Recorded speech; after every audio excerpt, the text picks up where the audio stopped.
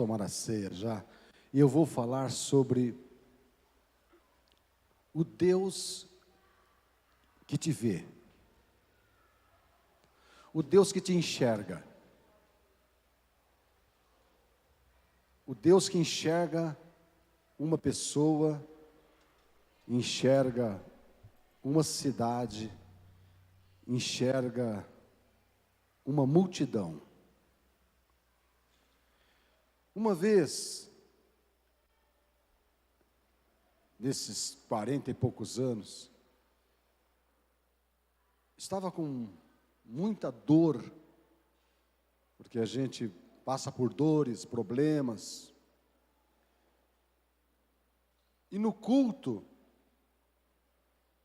tinha lá uma pessoa explicando as coisas, o significado das palavras, o que significava Hebron, o que significava a barba, o que significava aquele, por que Jesus falou daquele jeito. Eu estava ouvindo aquilo, e eu falava, meu Deus, mas eu estou com muita dor.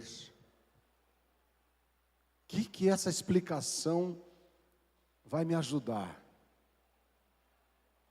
Porque nós, palestrantes, todo pastor é um palestrante. Acreditamos que quanto melhor for a palestra, mais sucesso, mais público vamos ter. Mas eu acredito que a nossa função continua sendo a mesma que Jesus deixou para os seus apóstolos: pregar o Evangelho. E você entrou aqui, com certeza, com uma necessidade pessoal, física, uma necessidade financeira. Imagine se eu chegasse aqui e começasse a explicar para você como que esse relógio é montado, quantas peças tem, quantas vezes a palavra perdão aparece na igreja, na Bíblia, quantas vezes a palavra evangelho aparece. Você vai falar assim, meu Deus do céu, o que essa informação vai me ajudar? E eu confesso para você que, para chegar aqui hoje, eu estava nesse dilema, de trazer algo eloquente, algo esclarecedor, mas o Senhor falou, isso não vai ajudar nada a eles. Você só vai trazer mais informação. E eles não estão precisando de informação. Eles estão precisando de mim. Tudo que a sua igreja precisa sou eu.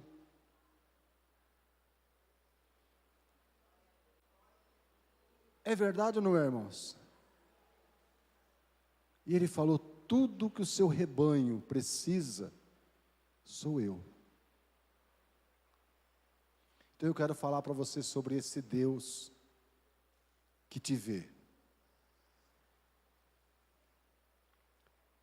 E eu vou contar algumas histórias e depois eu vou permanecer em uma.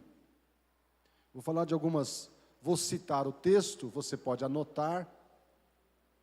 O Ageu pode colocar aqui também na tela para você ver onde é. Mas eu vou correr um pouco mais porque eu quero me deter a uma história. Você já se deparou, você já passou por essa situação que você parece ser invisível para alguém?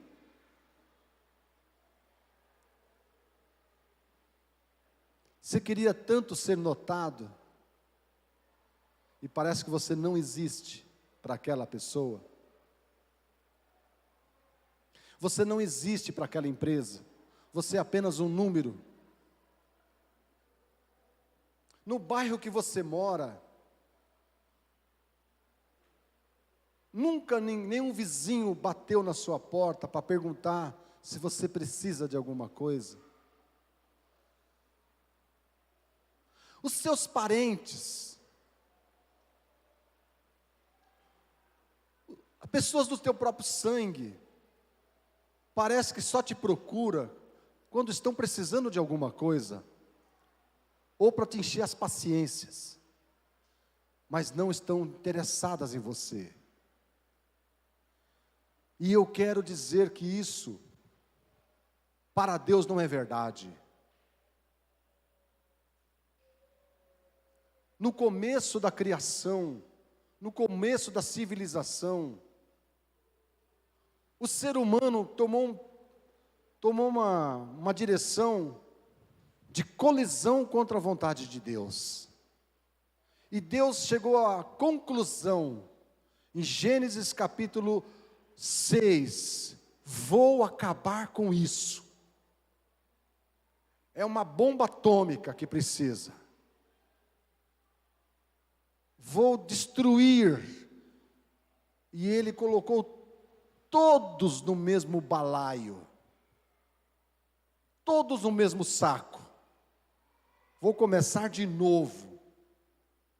Mas com esses eu não vou. Porém, ele fazendo a última passada dos seus olhos, lá em Gênesis capítulo 6, versículos 7 e 8, fala que Deus enxergou Noé.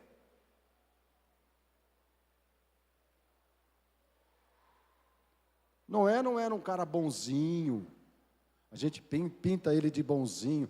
Noé fazia parte de tudo aquilo. Mas ele tinha uma inclinação, ele não suportava aquilo, mesmo que ele vivia ali, no meio de todo mundo, ele estava condenado também. Noé estava condenado a ser destruído, junto com todo mundo.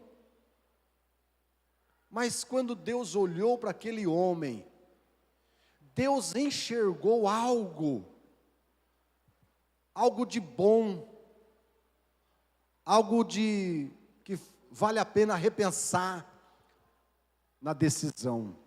E você conhece a história de Noé e da arca que ele construiu, e de quantas pessoas ele conseguiu salvar. Mas começou com que Deus viu aquele ser e falou: eu encontrei um motivo para manter a espécie, a raça humana.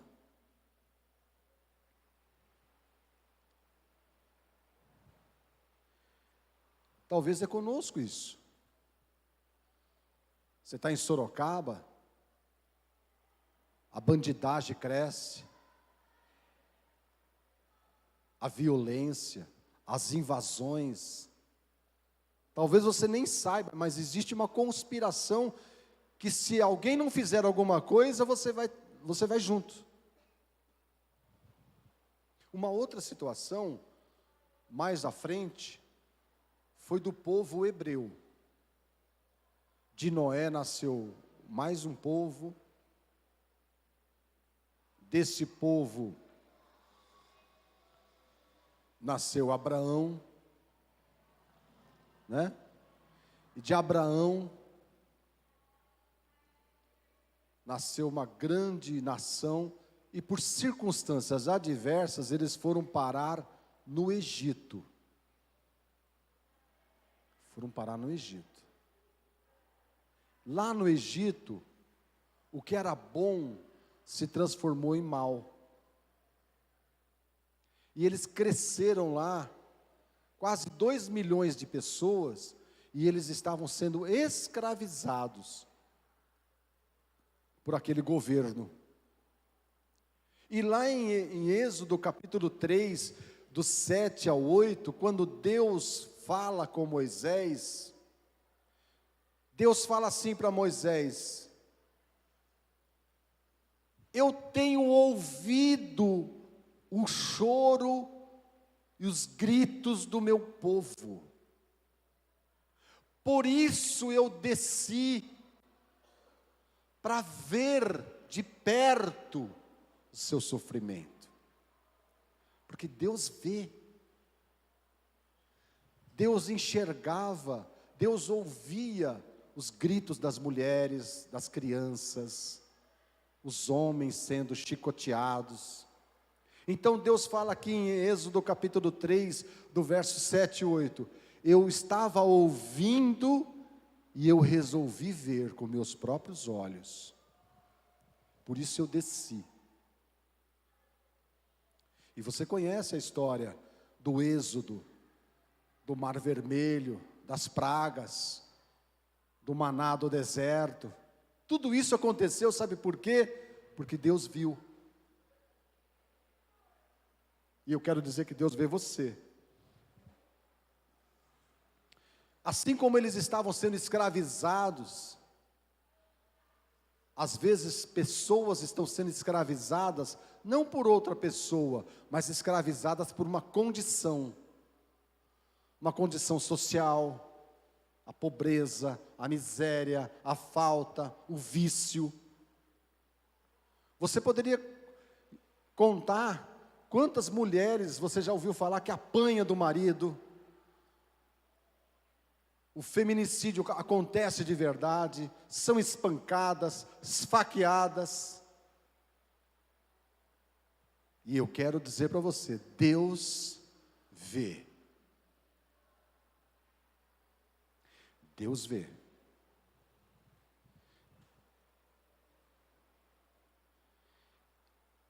Lá em Mateus capítulo 14, verso 14, em uma das viagens de Jesus, ele viu pessoas, multidão, ele fala, e vendo as multidões, a Bíblia diz, ele teve compaixão delas.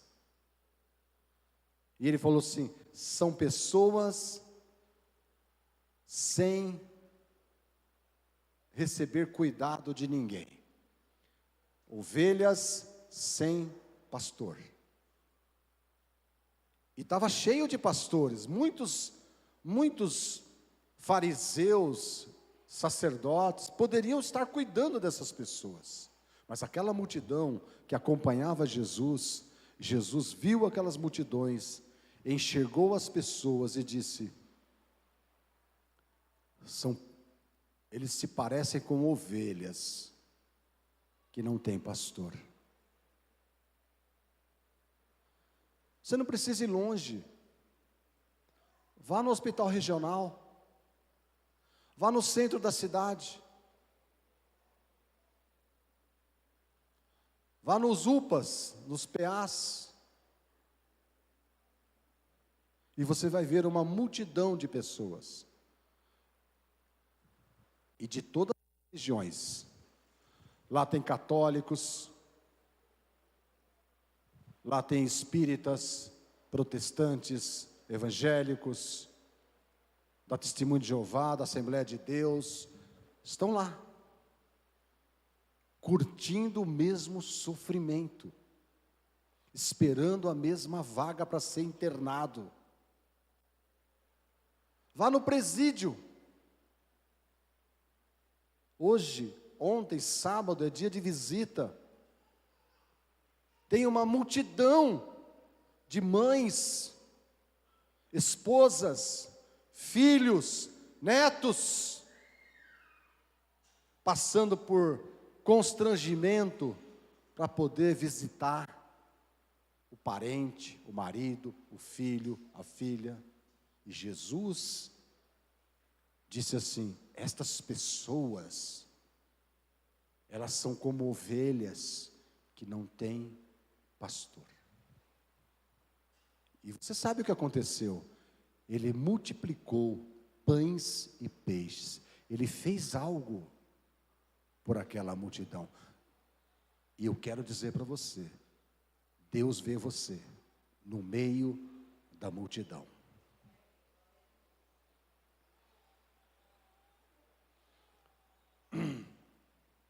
Lá em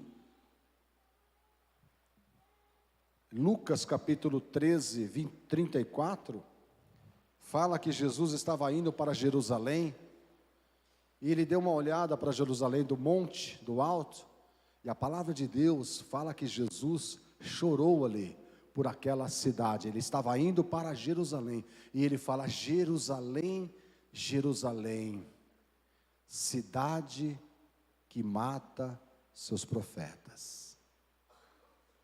Jesus viu aquela situação. Jesus enxergou uma cidade. Se Jesus olhasse para Sorocaba, o que ele falaria de Sorocaba?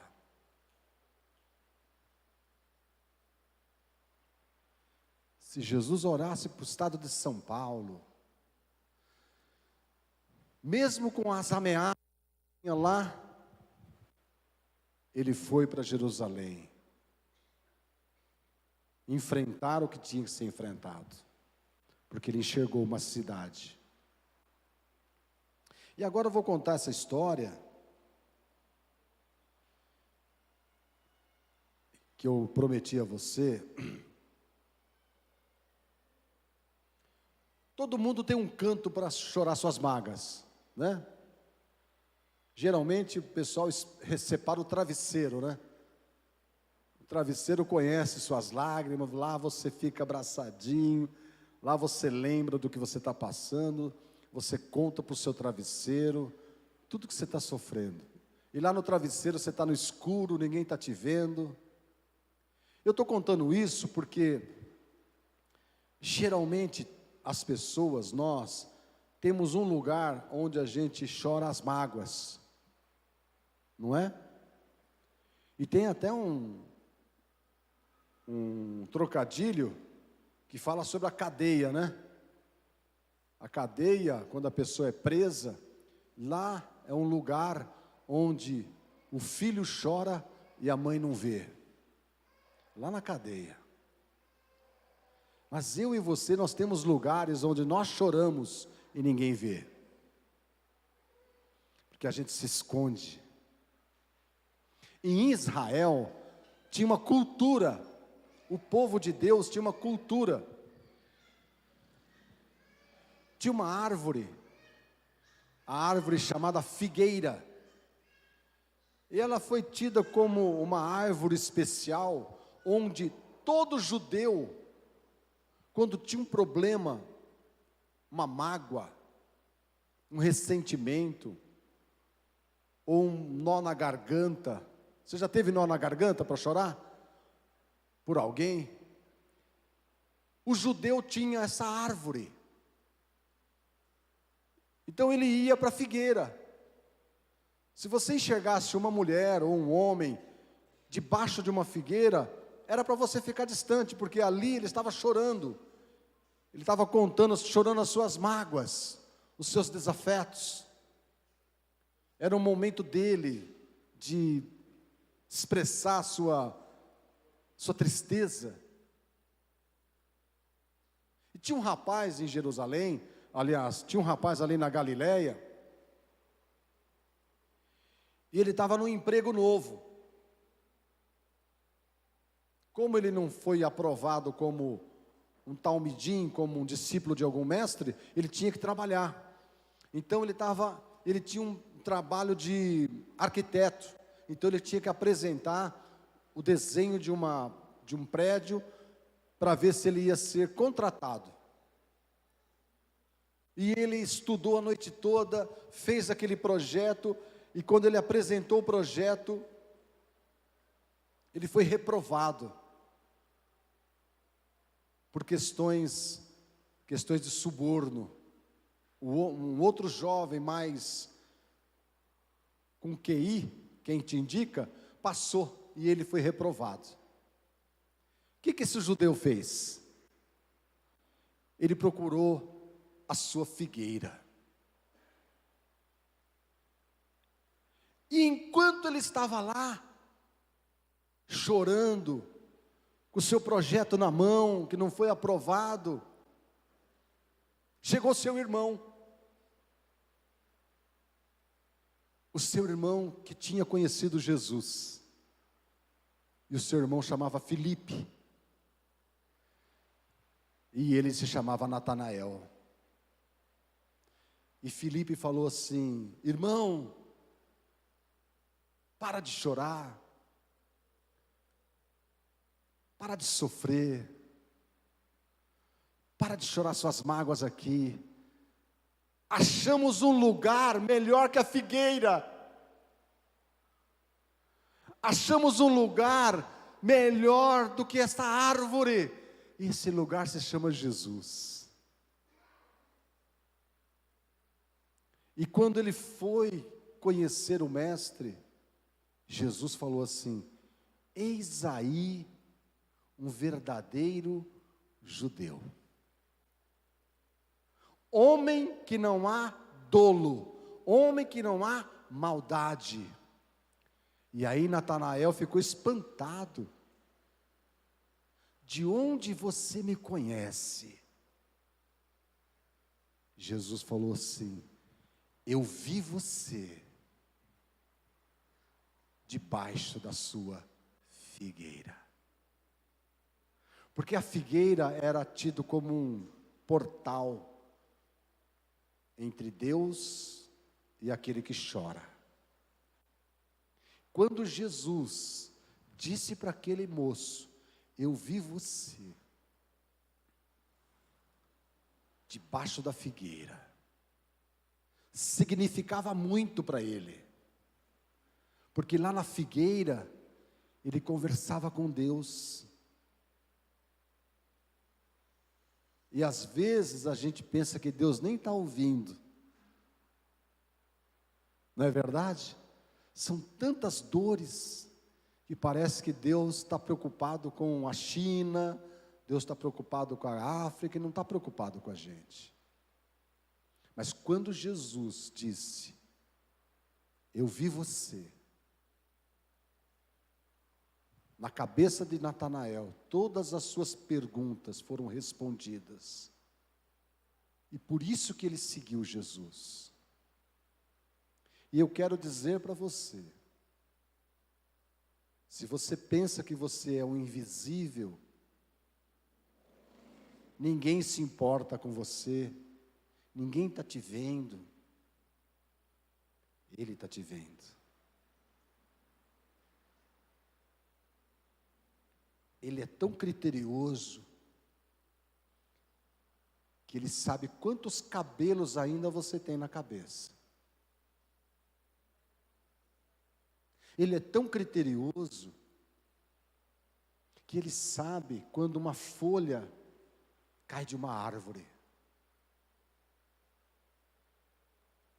Ele é tão criterioso, que Ele sabe onde dói em você, e o que te preocupa.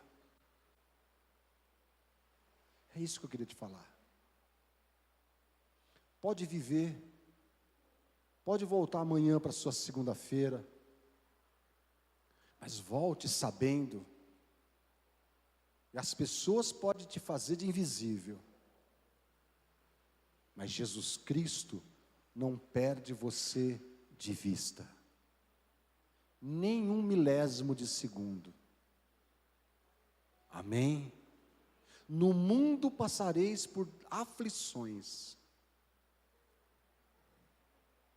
mas tem de bom ânimo. Ele venceu o mundo, Ele cuida de você. E eu queria orar por você.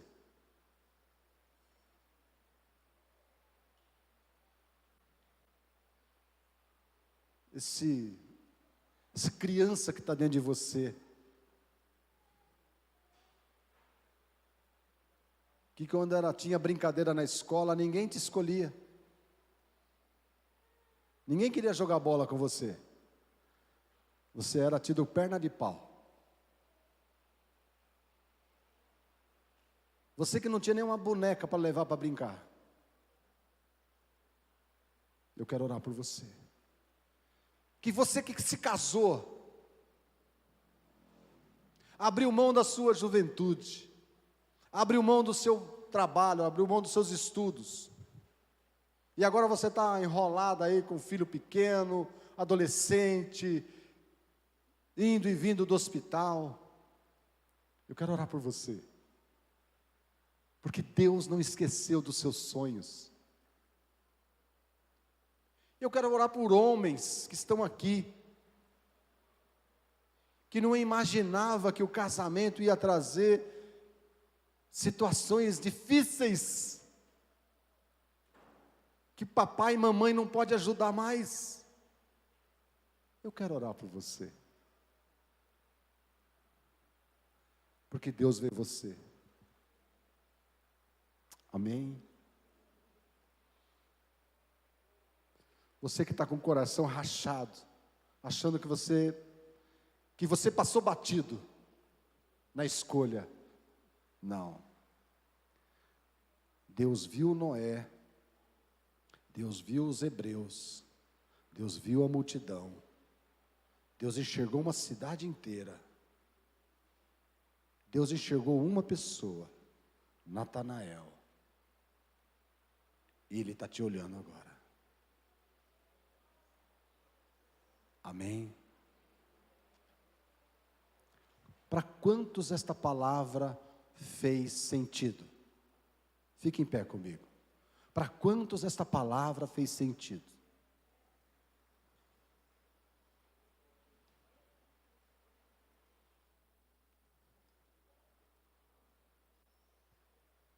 Põe a mão sobre o seu coração.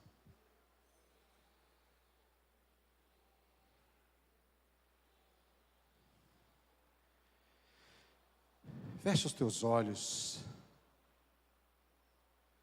E eu vou ler o último versículo. Jesus disse para você, que está em pé comigo: vinde a mim todos vocês, que se sentem que são invisíveis, e eu vos aliviarei. Vinde a mim todos vós que estáis cansados e oprimidos, sobrecarregados. Aprendei de mim que sou manso e humilde de coração, e encontrarei descanso para as vossas almas. Pois o meu fardo é leve e meu jugo é suave. Você que está com os olhos fechados, diga assim: Senhor, obrigado por me enxergar, por me encontrar. As minhas lágrimas, as minhas preocupações, recebem agora o teu consolo. Vou sair daqui sabendo que eu posso continuar firme, porque o Senhor me vê. Eu te entrego a minha vida, peço-te perdão de todos os meus pecados. Eu quero, Senhor, caminhar na luz do Evangelho, na luz da palavra de Deus. Eu não quero mudar de religião, eu quero mudar a minha vida. De novo, eu não quero mudar a minha religião, mas eu quero mudar a minha vida. É a minha oração nesta manhã de festa, em nome de Jesus. Amém. Vamos aplaudir Jesus. Glória a Deus. Um Deus que vê. Vamos cantar? Não tenho medo de expor minhas fraquezas. Defende